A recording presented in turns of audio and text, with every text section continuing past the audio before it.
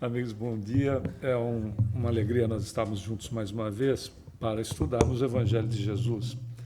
Esse capítulo 20º, conhecido como os trabalhadores, intitulado Os Trabalhadores da Última Hora, mas também conhecido como os Trabalhadores da Vinha.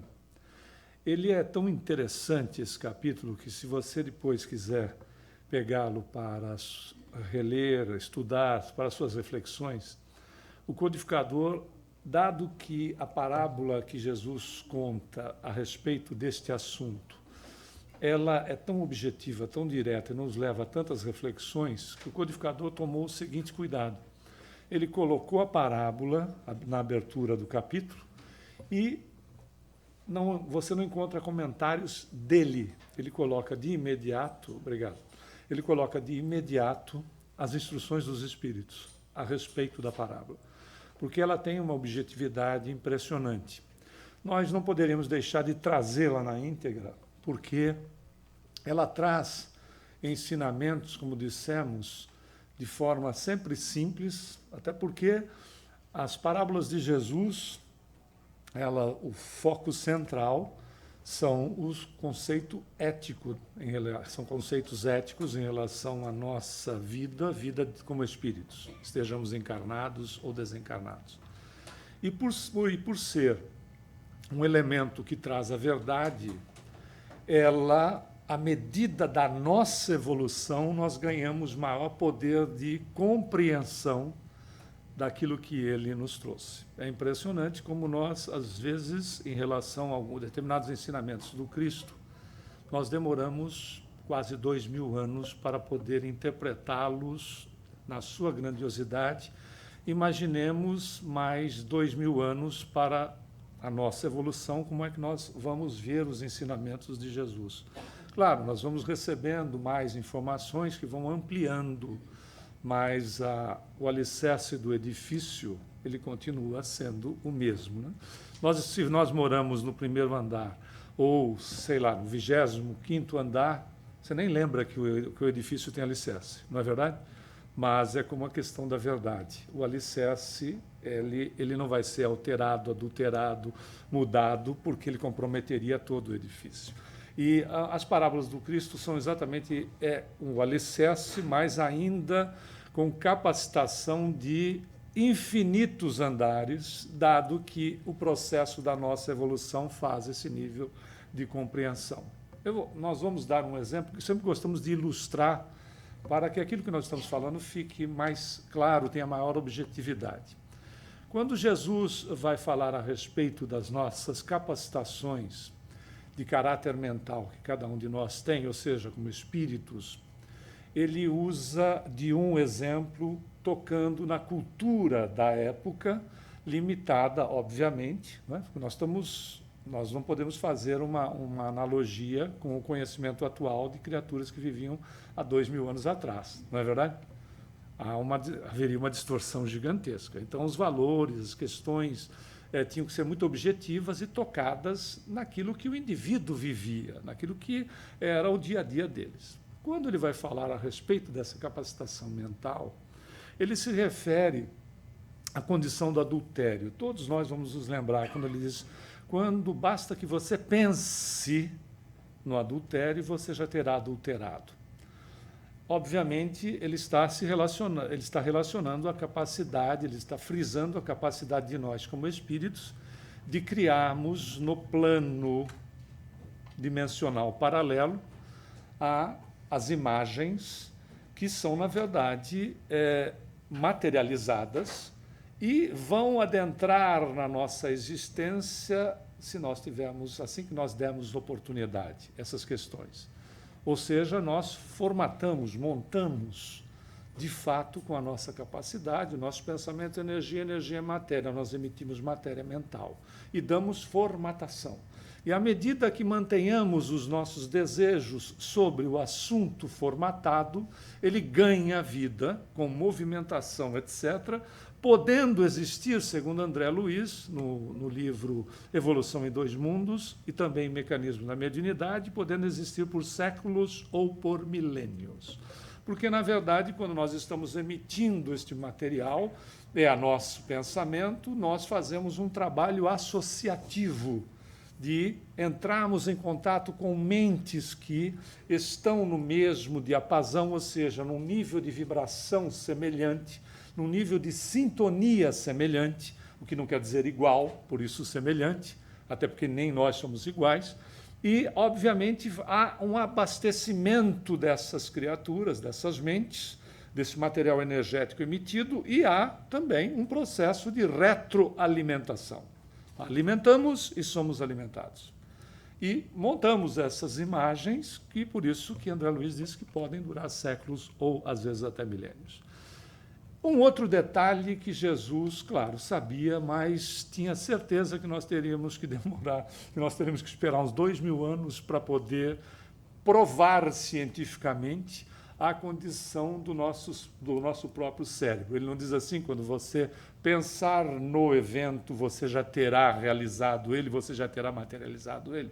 Ora, as doutrinas orientais, que são mais antigas do que o cristianismo, por exemplo, algumas delas datam de 6.000 anos antes de Cristo, ou seja, 8.000 anos da nossa era, falam-nos a respeito de que toda esta existência no planeta é uma ilusão.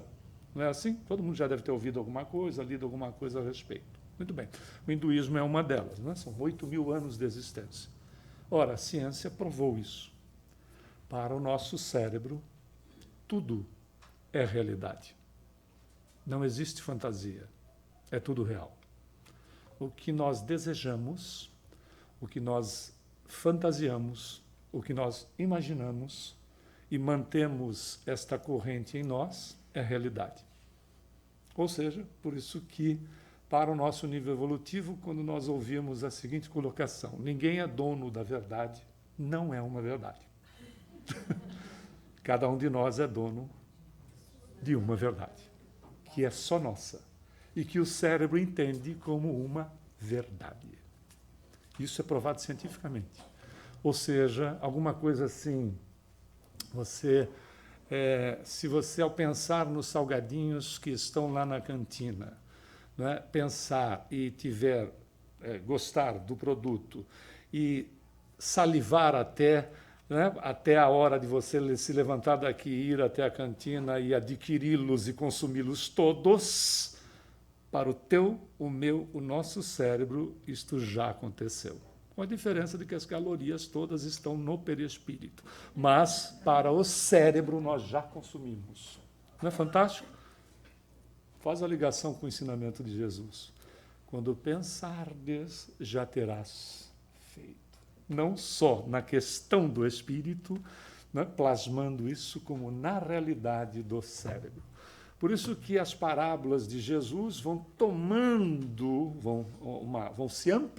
ampliando à medida da nossa capacidade de interpretar. Vamos vê-la, como dissemos, na íntegra. Jesus fala a respeito. O reino dos céus é semelhante a um homem, pai de família, que a gente já caracteriza como Deus. Lembre-se de que nós não podemos fazer anacronismo. Anacronismo é pegar o nosso conhecimento atual e analisar a situação de 2000 anos atrás. Então, são situações que ele encaixa para a limitação evolutiva da época. Então, o reino dos céus é semelhante a um homem, pai de família, que ao romper da manhã saiu a assalariar trabalhadores para a sua vinha. Por isso que dissemos que ela também é conhecida como a parábola da vinha. E tendo feito com eles o ajuste de 1 denário por dia, mandou-os para a sua vinha. Saiu ainda pela 3ª hora, que seria 9 horas da manhã, a 3ª hora para eles nesse período. E viu estarem outros na praça ociosos. E disse-lhes: ide vós também para a minha vinha e dar-vos-ei o que for justo. Interessante, né? Ide vós também para a minha vinha, que dar-vos-ei o que for justo. Nas leis de Deus impera justiça e amor, que a gente chama de caridade.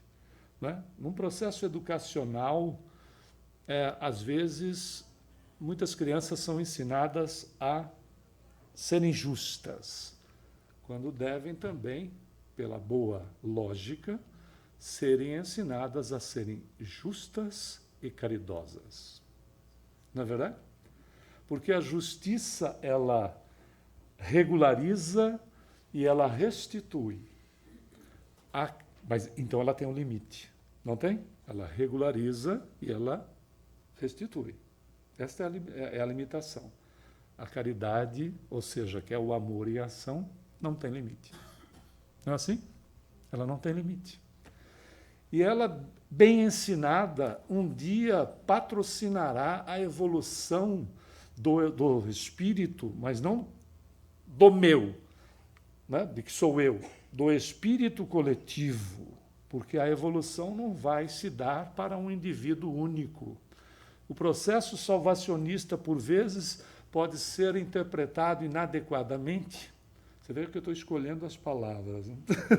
Inadequadamente, como eu preciso cuidar de mim, sem me preocupar a cuidar do outro. O Espiritismo, que é o cristianismo redivivo, traz uma nova conotação para nós, aliás, que muito estimulada no século XIX pelo espiritualismo racional, que o Espiritismo vai fazer, não é, um conjunto com o espiritualismo racional pela lógica. Por isso que ele diz, fora da caridade não há salvação. Salvação que a gente entende do quê? De nós mesmos. No ensinamento de Jesus, que ele nos traz para ampliarmos as nossas capacitações, dizendo, conhecereis a verdade e a verdade vos libertará. Ou seja, a verdade está aonde? Senão em nós mesmos. Nós somos esta verdade, esta realidade. À medida que nós nos conhecemos, nós nos libertamos do quê? Dos nossos pontos de vista, dos nossos preconceitos, das nossas limitações, etc, etc, etc. Conhecereis a verdade e a verdade vos libertará. Ou seja, se a nossa questão, então, fora da caridade não há salvação, ela é ilimitada. E um dia ela será assim, uma norma, uma condição natural em nossa vida, até porque ela é natural, porque ela está íncita no ser e precisa ser exercitada para desenvolver. E aí nós teremos, sem sombra de dúvida, não mais aquele necessitado que estenda a mão, mas nós estaremos indo em direção aos necessitados e não esperando que ele venha estender a mão. Inverte o processo. Né? E este é o exercício, nosso em relação a sermos justos, né? E, ao mesmo tempo, sermos caridosos. Dada a importância de que ninguém vai evoluir sozinho, deixando as criaturas que, de repente, representaram algo na sua vida para trás. Não é verdade? Pergunte para uma mãe, né? Por isso que o céu e o inferno são situações falidas. Porque qual a mãe que poderia ficar no céu se o filho, por exemplo, ficasse no inferno? Então, a nossa criatividade, sem crítica a quem quer que seja, até porque muitos de nós somos originários de determinadas religiões que fazem a aceitação desses aspectos, por isso que na nossa criatividade existe esse produto há mais de 600 anos, não é? O fato é que tem determinadas calorias que não dão para ser esperadas até que a palestra termine. Elas precisam ser assimiladas durante a palestra. Os amigos da internet não vão entender bem, mas é que não ouviram o barulhinho do pacote abrir. Mas tem determinadas pessoas que perdem a amizade, mas não perdem a piada. Aí o fato é que... Mas você pode. A sua concepção corporal pode. Eu não posso. A sua idade pode, a minha não. Aí eu acabei até perdendo o fio da meada nessa história. Você está na 12ª hora. Eu estou na quê? Na 12ª hora. Eu estou, né? Ainda bem que eu estou. Mas essa é uma condição. Vamos continuar aqui na parábola. Muito bem. Aí ele disse-lhe, e de vós também para a minha vinda, dar-vos-ei o que for justo. Era esse aspecto. Né? A questão de que a justiça está íncita nas leis de Deus, mas as leis de Deus estão amparadas por todo o amor do Criador pela criatura. Não é fantástico? Então, ninguém vai evoluir sozinho. Se você pegar, aliás, terminou esta semana numa aula que a Lina estava dando e nós assistimos o último capítulo do livro Ação e Reação, que nós vamos ver a questão do mentor responsável pela instituição Mansão da Paz, né, uma instituição no plano espiritual, junto com o seu filho, que ele reencontra a esposa resgatada do baixo umbral, e ele já tem uma capacidade evolutiva, porque ele cuida de uma instituição, mas se emociona e é o momento dele iniciar um processo de resgate junto dela, reencarnando, etc., né, trazendo-a para, de novo, no seu convívio na reencarnação que acontecerá posteriormente, trazendo-a para o seu convívio, para que tanto ele quanto aquele que era o seu filho, que você tem Druso e Silas, né, para que tanto ele quanto o filho se resgatem os aspectos, ou seja, trabalhem o amor em relação àquela criatura que um dia não souberam compreender, não souberam respeitar e não souberam tratá-la. Você veja que, né, quanto maior a evolução, você nunca vai abandonar o ser que um dia teve algum tipo de representatividade na sua vida. Falávamos, e agora o pessoal retomou a sintonia aqui, né, falávamos a respeito da mãe e do filho, né? Por isso que dura há 600 anos o produto chamado purgatório, onde a criatura vai lá, toma um calor. Você já mora na Flórida, não vai ter muito esse problema, já pode ser guindado para o céu direto, né? Você toma um calorzão, etc., fica de bem, né? Porque no calor você melhora, mesmo que a toque de caixa seja melhor, e aí você iria para o céu, porque não daria, de fato, nenhuma mãe abandonaria o filho, não tem como. Não existe possibilidade, né? Claro, existem exceções, mas estão no terreno das exceções. É que nem notícia ruim, elas são exceções, não são regra, não é assim? E as pessoas, às vezes, compram as exceções como regra e desvalorizam-se, desvalorizando o semelhante, porque tomam a exceção como regra. Vamos continuar aqui no nosso trabalho. E disse-lhes: e de vós também para a minha vinha, e dar-vos-ei o que for justo. E eles foram. Saiu, porém, não, o senhor de família, o pai de família, outras vezes, pela sexta hora, que eram as 12 horas de hoje, e pela nona, às 15 horas, ou às 3 p.m., e fez o mesmo. E tendo ainda saído a 1/10 hora, às 17 horas, ou 5 p.m., achou outros que lá estavam, também desocupados, e lhes disse: por que estáis vós aqui o dia todo ociosos? Prestemos atenção na resposta. Eles responderam: porque ninguém nos assalariou. Viu a questão da postura? Não. Nós estamos aqui porque ninguém nos assalariou. Não é tipo assim, porque eu não quero saber de nada, porque eu não quero saber de trabalho. É porque não tinha um empregador. É importante isso, porque mostra um posicionamento de uma criatura que ela está sem trabalho, mas ela está não por opção própria, é porque não tem ainda, não é, o empregador que lhe apresente a oportunidade do trabalho. Isso é muito importante. Por isso que André Luiz, no livro Sinal Verde, através da psicografia de Chico Xavier, nos ensina que nós temos que trabalhar para ganhar e não ganhar para trabalhar. Que há um posicionamento muito diferente nesse quesito, que significa o quê? Eu colocar aquilo que eu tenho de valor em mim naquilo que eu estou fazendo. Eu tenho que gostar do que eu estou fazendo. Eu tenho que, na verdade, amar o que eu estou fazendo. Porque quando eu faço isso, Eu coloco energias positivas naquilo que está sendo feito, não em benefício do exercício que é meu, que eu estou exercitando a mim mesmo, sim ou não? Estou exercitando aquilo que eu tenho de mais puro em mim, que é o amor, naquilo que eu estou fazendo, né? E, ao mesmo tempo, o que eu estou fazendo com isso? Eu estou beneficiando terceiros, porque a pessoa que vai usar do trabalho que eu estou fazendo vai sentir esta energia positiva que eu coloquei nele.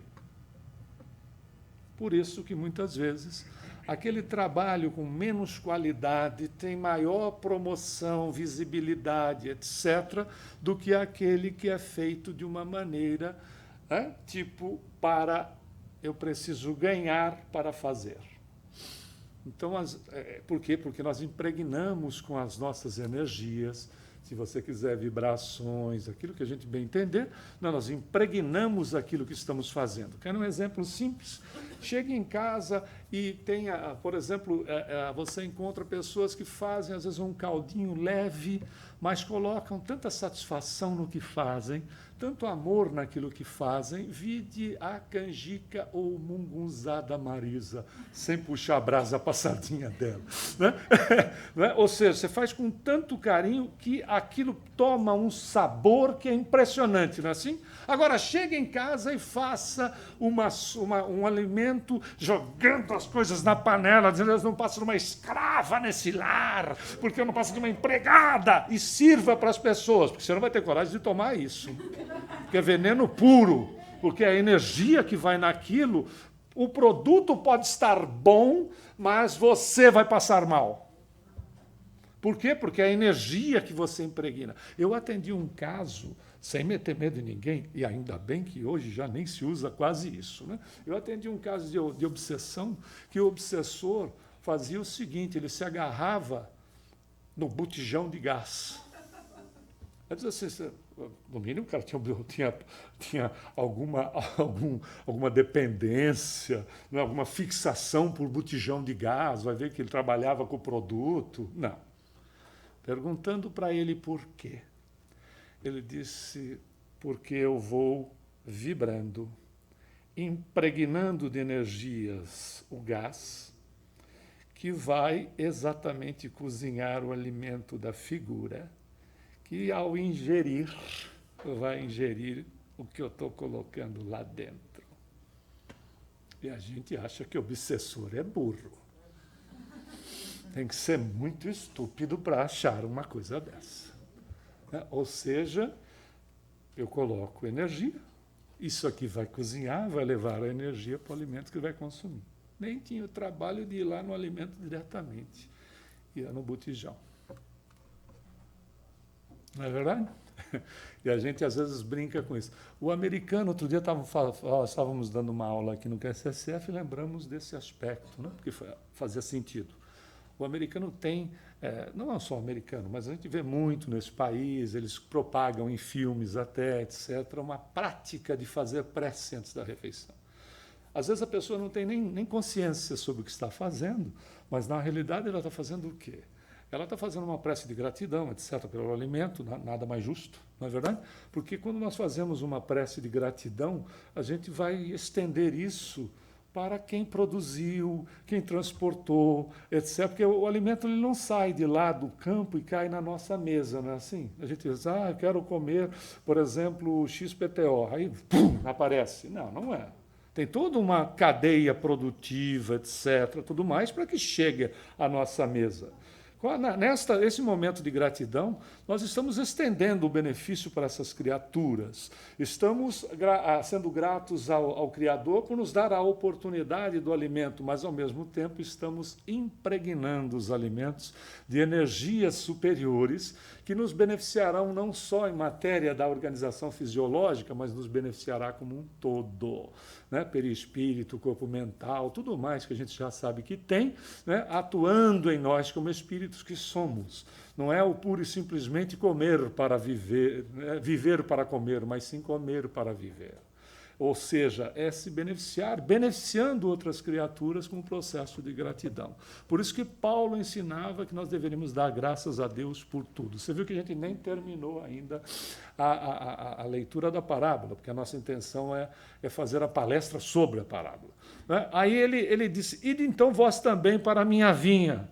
Porém, lá no final da tarde, aí o bicho começa a pegar. Disse o senhor da vinha ao seu mordomo, chama os trabalhadores e paga-lhes o jornal, começando pelos últimos e acabando nos primeiros. Por isso que fila de elevador funciona tão bem, né? Os últimos sempre serão os primeiros a desembarcar. Aí o fato é só na fila do elevador. Mas aqui é interessante, quer dizer, tendo chegado, pois, os que foram ajustados na hora 1/10, ou seja, 5 da tarde, recebeu cada um o seu denário, que valeria, trazendo para o dinheiro atual, o dia do sujeito de 10 a 15 dólares pelo trabalho. E chegados também os que tinham ido primeiro, julgaram que haviam de receber mais. Porém, estes não receberam mais do que um denário cada um. E ao recebê-lo, murmuravam contra o pai de família, dizendo, estes que vieram por último, não trabalharam senão 1 hora, e tu os igualastes conosco. É o processo lamentável da comparação. Quem compara, sofre. Não sofre? Pode ver as redes sociais. No smartphone, a gente começa olhando assim, para terminar olhando assim. Esse miserável está viajando de novo. Nossa, ela tem um cabelo, fez o cabelo na 5ª Avenida em Nova York, e eu aqui nessa porta de garagem da minha amiga, dando um jeito, e no final das contas está parecendo o capacete do Darth Vader. Está sofrendo, não está? Toda vez que nós compararmos, nós vamos sofrer. É a mesma coisa que eu quisesse ter um topete do Elvis Presley. Só na outra reencarnação, nego. Isso ainda com muita bênção. Mas não é uma realidade. Não, quando nós nos comparamos, não só nós nos sofremos, como nós nos autodepreciamos. Até porque nós somos únicos. Ah, mas fulano, de repente a gente vai numa festa, um exemplo, nós vamos numa festa, aí nós nos produzimos, etc., adequadamente, dentro do possível e do normal, e vamos à festa. Nós vamos encontrar gente mais bem vestida que nós? Vamos. Nós estamos assim produzidos, produzidas, etc., nós vamos achar a gente mais bonita que a gente? Vamos. Nós vamos achar gente mais elevada espiritualmente que nós? Vamos. Claro que vamos. E ainda tem um detalhe. Nós vamos achar gente mais rica do que a gente? Que nós? Vamos. E aí a gente pode achar o rico, evoluído, bonito e bem vestido, tudo junto. Não é verdade? E a gente faz o quê? Se rasga no meio da festa? Percebeu? Nós tiramos o nosso valor para fazer o quê? Uma comparação quando deixamos de exercitar em nós as nossas capacidades, porque tem um detalhe. A criatura que conquistou determinados aspectos não quer dizer que nós não possamos conquistar. Claro, é evidente que sim. Mas a criatura que conquistou determinados aspectos, ela é evoluída em certo sentido, mas no nosso grau evolutivo nesse planeta, nós estamos numa condição muito semelhante. E quando nós vemos estes exemplos que se destacam, né, nós não vemos de quantidade, nós vemos poucos casos, e ainda aqueles que são localizados pela mídia. Mas o fato é que nós temos determinados aspectos que nós evoluímos mais, e a pessoa menos naqueles. E o contrário também é verdadeiro. Por isso que faz um balanceamento e faz todo sentido nós nos encontrarmos numa sociedade planetária onde as coisas estejam, né, mais ou menos em determinados aspectos para um lado e em determinados aspectos para o outro. Vamos dar um exemplo simples para ilustrar. Se a gente quer trabalhar o nosso nível de inteligência, aonde é bom reencarnar no momento? Em que país, por exemplo? Nesse que você está. Como será? Eles estimulam esse processo, né? Eles estimulam esse processo, captam pessoas que têm uma capacitação, né, diferenciada para trazer para o país, etc. Eles estimulam mais esse processo. Se você quer trabalhar os aspectos do seu coração, da sua sensibilidade, onde é bom reencarnar? Também, mas no Brasil também. Percebe? Por quê? Porque são situações onde o exercício será mais estimulado. Se eu quero ter maior grau de sensibilidade, qual é o organismo que eu devo reencarnar? Qual é? Masculino ou feminino? Claro, no feminino. Por quê? Porque a própria condição da evolução na criatura fez com que a mulher, não quer dizer que o homem não seja sensível, mas a mulher exponenciasse o processo da sensibilidade. E outras capacidades mais. Por quê? Pela necessidade da evolução em si. Caverna não tinha porta, só tinha entrada. E às vezes não tinha saída. Né? Só tinha uma entrada, que era a entrada e saída no mesmo lugar. Ora, o que desenvolveu na mulher? Visão 180 graus. Por quê? Porque predador não vem pela frente, predador vem pelas costas ou pela lateral. E ela tinha o quê? Que defender as suas crias. Então, é esse tipo de visão. Sim ou não? Você que é mulher sabe disso que tem. Porque se você tem interesse em alguma pessoa, você consegue ver, olhando para cá, se o sapato dele está desamarrado. Não é assim? Porque é da natureza. Já o homem fazia o quê? Caçava. Caçar primeiro. Outra coisa, a mulher falava entre elas, né, durante os trabalhos, etc., e com os filhos e as filhas. Né? Então tem a capacidade de falar, todas elas ao mesmo tempo, e se entender, que a gente não desenvolveu num corpo masculino. Simples. Não é porque você não vai caçar fazendo DR. Discutindo o relacionamento. Não é porque você espanta a caça. Outra coisa, você não vai ficar vendo 180 graus, você foca. Né? Por isso que quando passa uma moça bonita, se você não treinar os 180 graus, o caçador... Mas é fantástico. Isso faz o quê? Complemento. Nós nos associamos, nós somos feitos uns para os outros, sim. A diferenciação é meramente política. Por isso que não dá para fazer comparação de um para outro. Mas eu cheguei às 9, o bonitão aqui chegou às 17, vai ganhar a mesma coisa que eu. Mas, meu amigo, você pode ter enrolado das 9 às 17, ou das 9 às 18, sim ou não? Tem muita empresa, às vezes, que o sujeito diz assim, eu tenho 30 anos nessa companhia, agora vem este pirralho, esse pivete, esse garoto ou essa garota, fazendo o maior sucesso e ganhando mais do que eu. Mas você pode ter 30 anos, às vezes, só na base do cafezinho e do pão de queijo. Sabe aquele cara, né, que vai levando, empurra com a barriga, não sei o quê, coisas do gênero, né, mas para pegar no breu mesmo, né, para fazer a coisa acontecer, é aquele simpaticão para todo mundo. Já viu, não? Ele é simpático para todo mundo, ele participa de todas as reuniões, é o cara bacana, ele nunca faz nada, porque ele não fazendo nada, ele não bate de frente com ninguém. São os chamados alligators, ou se quiser, jacaré. Bracinho curto e bocão enorme. Fala muito mais, ó, o bracinho aqui para fazer curtinho, que é uma coisa impressionante. Aí ele vai dizer, chegou esse pirralho, esse garoto aí, está ganhando a mesma coisa ou mais do que eu, que estou aqui há tanto tempo. Você pode estar aqui há tanto tempo enrolando, meu nego, não é isso?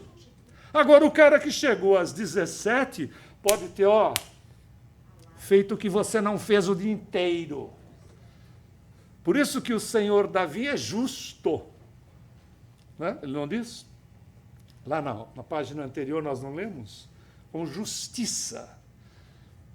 Aquele que faz com qualidade merece o pagamento ou mais do que aquele que deixou de fazer ou fez pelo simples fato de ter que ganhar primeiro para fazer depois. Não coloca-se diante do trabalho que está realizado, a ser realizado ou realizando com o coração. Ah, mas eu estou varrendo o centro. Pois varra o centro como se você estivesse varrendo a casa de Jesus. Não é? Ah, porque é a casa dele? Não importa. Porque é o que você está fazendo por você e em benefício dos outros. Ah, mas eu só vou lá para dar passe. Então dê o melhor passe do mundo.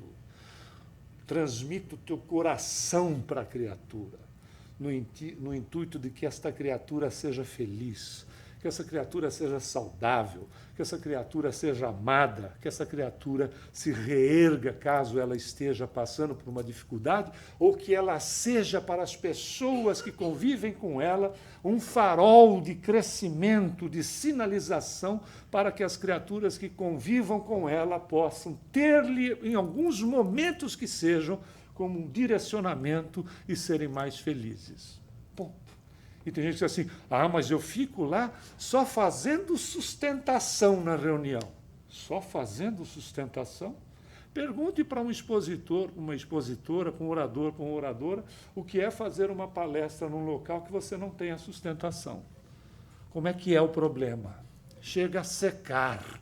Sabe, se não dá tosse, começa a haver um processo de ressecamento, a palestra parece que ela não evolui, ela não anda. Por quê? Porque falta energia de sustentação. Isso não precisa ser numa casa espírita, não precisa ser numa casa que tenha algum fundamento religioso. Numa própria empresa que você vai fazer uma apresentação, que as pessoas demonstrem desinteresse, esse processo acontece. Né? Quebrar as barreiras fica extremamente difícil. Tudo bem, mas coloque mesmo assim o seu coração naquilo que esteja fazendo. É como, lembrando Madre Teresa de Calcutá, sempre será no fim entre você e Deus, e não entre você e os homens como seres humanos. Não é a verdade? Sempre será entre você e Deus. Sempre será entre você, com você e de você, para com a divindade que está íncita em nós, através do DNA divino, herdeiros que somos da sua divindade. Precisa, né, dizer mais, não é verdade? Bom, aí continua Jesus dizendo assim, eles continuam reclamando, que nós aturamos o peso do dia e do calor. Porém, ele respondendo a um deles, lhes disse, amigo, eu não te faço agravo. Não concordaste comigo no preço de 1 denário pelo teu dia? Interessante, não? Você está reclamando do quê, nego? Não, mas eu quero aumento. Mas você nem fez. Você nem fez. Mas é a minha promoção. Mas você nem concluiu o trabalho para aquilo que foi contratado. Ademais, teve o fato é que se é um acordo, ele é justo. Não é verdade? Se foi acordado, ele é justo. Não foi acordado 1 denário, foi, então, eu estou procedendo conforme o acordo. Ah, mas é que eu estou me sentindo prejudicado. Mas depois que você fez o acordo, por que você então não exigiu mais antes? Não é verdade? Pedisse o que você acha que deve antes. Não pediu, você tem o direito de reclamar, mas eu também tenho o direito de dar o que eu acho justo, que faz parte do acordo. Não é? Senão você não tem processo justo com ninguém em lugar nenhum. E ele respondendo, né, amigo, eu não te faço agravo, não concordaste comigo o preço de 1 denário pelo teu dia? Toma o que te pertence e vai-te, que eu de mim quero dar também a este último, tanto quanto a ti. Não me é lícito fazer o que quero? Acaso o teu olho é mau porque eu sou bom? Isso é uma sarrafada, né? Quer dizer, pelo fato de eu ser bom, você está me tirando, me analisando de acordo com os valores que você tenha ou deixe de ter. Não é? Você está projetando aquilo que está no seu íntimo sobre mim, que não sou o que você está projetando. Não é assim? Aquela senhorinha que às vezes vai no centro e olha a mocinha que chega de short, às vezes com um decote um pouco mais avantajado, e pensa, estamos dando um exemplo, e pensa assim, nossa, e aí vai, né, desfia o rosário. Claro que você tem o direito de não gostar, ok? Mas quando essa situação é muito agressiva, é porque, no final das contas, eu estou projetando aquilo que eu sou na criatura que está servindo de gatilho para mim. Não é? É só pegar Jung, todos os psicanalistas, psicoterapeutas, etc., a gente vê que a gente projeta sobre o outro aquilo que o outro dispara em nós como gatilho, aquilo que nós não gostamos em nós, ou estamos loucos para fazer, mas não tivemos oportunidade ainda. É a mesma coisa do processo de hipnose. Se eu aqui usasse de hipnose e hipnotizasse as pessoas que aqui, ou seja, vocês que aqui estão, e ordenasse que você saísse que nem um louco do centro ou uma louca, batendo asas como uma galinha e cacarejando, você hipnotizado, hipnotizada, faria? Tem gente que está em dúvida. Não faria. A não ser que você tenha uma vontade louca de sair como galinha, cacarejando, batendo asas, você faria. Caso contrário, você não vai contra os seus valores, você não vai se expor ao ridículo, mesmo que esteja num processo assim. Querem ver como a natureza é fantástica em nós, pelas nossas capacidades? Quando nós vamos dormir, por exemplo, podemos dormir como viemos ao mundo. Ao se desdobrar do corpo físico, nós sairemos com uma vestimenta da nossa preferência, que projetaremos em nós, mesmo que não tenhamos consciência disso. Por quê? Porque nenhum de nós, com os valores que possui, sairia desnudo, desnuda na rua. Não teria contato sem vestimentas com outras pessoas. Nós plasmamos em nós mesmos uma vestimenta da nossa preferência. Quando você se lembra de um sonho de natureza real, perceba-se como você está vestido. E quando você tem a impressão de estar desvestido, desvestida na frente das pessoas, significa que são as fragilidades que a pessoa descobre em nós. Quando somos descobertos numa fragilidade nossa, a sensação é de estar nu ou nua, não é assim? De estar completamente aberto para a situação daquilo que a fragilidade foi apanhada. Você está dizendo isso, mas você não é nada disso, porque eu te conheço muito bem. A gente tem aquele impacto, né, de que parece que abriu-nos a vestimenta como um todo, mas desvestidos nós não vamos estar. Então, vamos dando continuidade, dizendo assim, então, não me é lícito fazer o que quero, acaso teu olho é mau porque eu sou bom? Assim os últimos serão os primeiros, e os primeiros serão os últimos, porque muitos são chamados e poucos são os escolhidos. Na realidade, isso tem uma relação, e aí, na instrução dos Espíritos, que começa logo em seguida essa parábola, que nós dissemos lá do capítulo 20, tem esta parábola e as instruções dos Espíritos. Via de regra, você tem parábolas ou ensinamentos de Jesus, comentário de Kardec, instruções dos Espíritos. Nesse caso, eles vão diretamente, como dissemos a princípio, estamos repetindo. Na realidade, quem são os que chegaram às 17 horas? Nósinho. Não é verdade? Que chegamos e podemos fazer o quê? Aproveitar a experiência daqueles que estiveram trabalhando dentro da propagação do cristianismo até agora. Não é fato? Trazendo o cristianismo redivivo, ou seja, os ensinamentos do Cristo, podendo ter possibilidade só no nível de literatura, é a maior literatura do planeta em 162 anos de existência. Quando você tem religiões que têm 8.000 anos, só de Chico Xavier, com o que ele deixou, mais o que foi encontrado de material e publicado em livro, dá já quase 500 livros para serem estudados. Mas todos, o Divaldo deve ter 200 ou 250. Vários outros autores têm nesta média, às vezes, e sejam eles estudiosos, etc.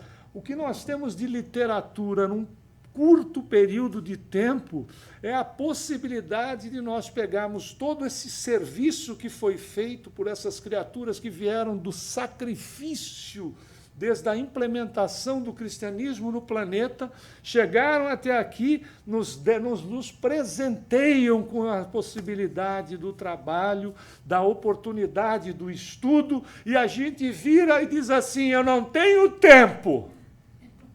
Quando eu tiver idade, eu vou cuidar disso. Quando eu me aposentar, eu vou fazer aquilo. Pode ser que você não chegue a ter a idade que você espera ter, não é verdade? Pode ser que nem você chegue à aposentadoria. Por que, então, de acordo com o ensinamento de Jesus, não fazer no hoje, protelando para amanhã? Até porque o ontem já foi, o amanhã subjetivo, a gente tem o quê? O hoje. A gente tem o agora. Então, aproveitemos a oportunidade, dado que, se nós estamos nessa condição, não é de privilegiados, é de criaturas responsáveis, porque temos uma capacidade de inteligência, temos uma capacidade consciencial, temos um brilhantismo tão gigantesco que somos nós, está íncito em nós, que nós podemos aproveitar em favor nosso e, no reflexo, em favor do semelhante.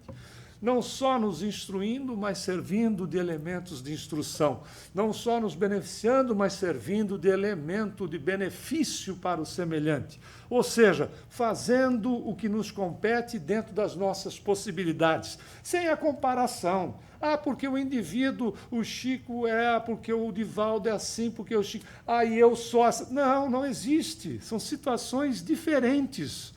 Cada um tem o seu valor, cada um é importante na obra divina. Se não fosse, você estava desencarnado. Não é? Se não tivesse importância para o momento atual, nós estaríamos desencarnados, ou nem reencarnados teríamos. Às vezes a gente não pensa nisso. É Emmanuel que diz que cada dia que nós despertamos é o Senhor renovando a confiança do Criador na criatura. Renovando a confiança. Isso é muito sério, porque é o Criador que confia na criatura, porque sabe, porque espera que ele faça aquilo que ele se comprometeu consigo mesmo. Não é genial? Por isso que, se é nos dado essa oportunidade, abracemos essa oportunidade dentro das nossas possibilidades, com o brilhantismo que nos é próprio, sem fazer comparações e procurando pura e simplesmente servir, seja de que maneira for. E nesse período é extremamente propício, porque a vibração da humanidade muda. Olha como Jesus influencia, né? A vibração muda, as pessoas começam a querer se lembrar das pessoas. Não é questão de presente, é a questão da lembrança, da recordação, etc. Né? Então, muda o panorama vibratório do planeta. É do planeta que muda. Você percebe que fica mais suave. É aproveitar esses momentos para fazer com que eles sejam extensivos na nossa vida. Não deseje apenas um Feliz Natal e um 2020 de grandes realizações e sucesso. Coloque o seu coração para que a criatura receba ao mesmo tempo as nossas vibrações, as nossas energias, que sejam de fato um verdadeiro passe que nós estamos dando na pessoa. E é exatamente que nós queremos desejar a você, a sua família, que vocês tenham um Natal com Jesus, de muita luz, e um 2020 de sucesso e de realizações em todos os sentidos, principalmente no aspecto de nós nos valorizarmos como filhos e filhas de Deus. Muita paz.